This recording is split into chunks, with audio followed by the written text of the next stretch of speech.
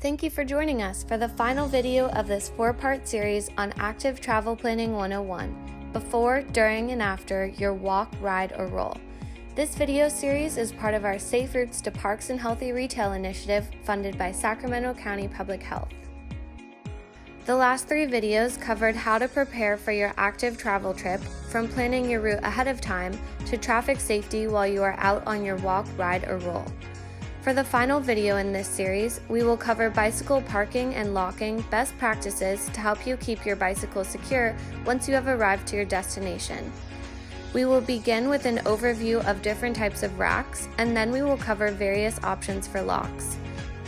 To finish, we will go over a few best practices to ensure your bicycle is securely locked and protected.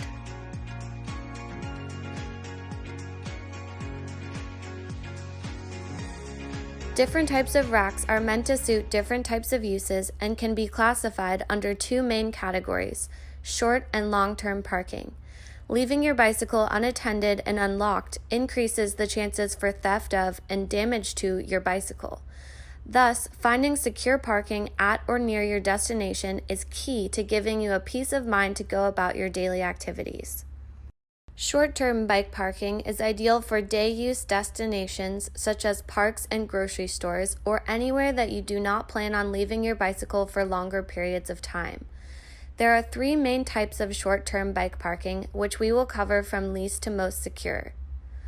The least secure types of bike racks are comb or toast racks. These racks are designed to lock your wheel only, which makes the rest of your bicycle, including the frame and second wheel, vulnerable to theft. These racks are also known as wheel benders because it is very easy for bikes to get knocked over, resulting in bent wheels or frames. The most secure types of racks are the wheel well or Stanford rack and the inverted U or A rack.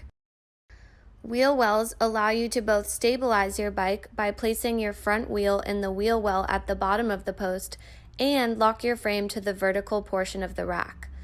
U or A racks also allow you to lock your bicycle's wheel and or frame to the rack. Up to 2 adult bikes or up to 4 child-sized bikes can be locked on each individual U rack. Long-term bike parking is ideal for situations where you might need to leave or store your bicycle for longer periods of time or where increased security measures are desired. Common places to find long-term bike parking include transit hubs, residential areas, and business centers.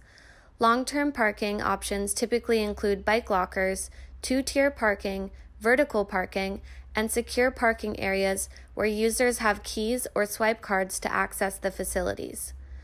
Please note you may not need a separate bike lock if you are storing your bike in a bike locker. However, you may need a lock for other types of long-term parking. Long-term bike parking does have the added benefit of extra security. However, they often require paid subscriptions. Contact your employer, building owner, or local transit agency to inquire about long-term bike parking options and fees. Check out Turvec Bike Storage Solutions' how-to video on how to use a 2-tier rack and SacRT's Biking with RT page to learn more about bike locker storage at light rail stations.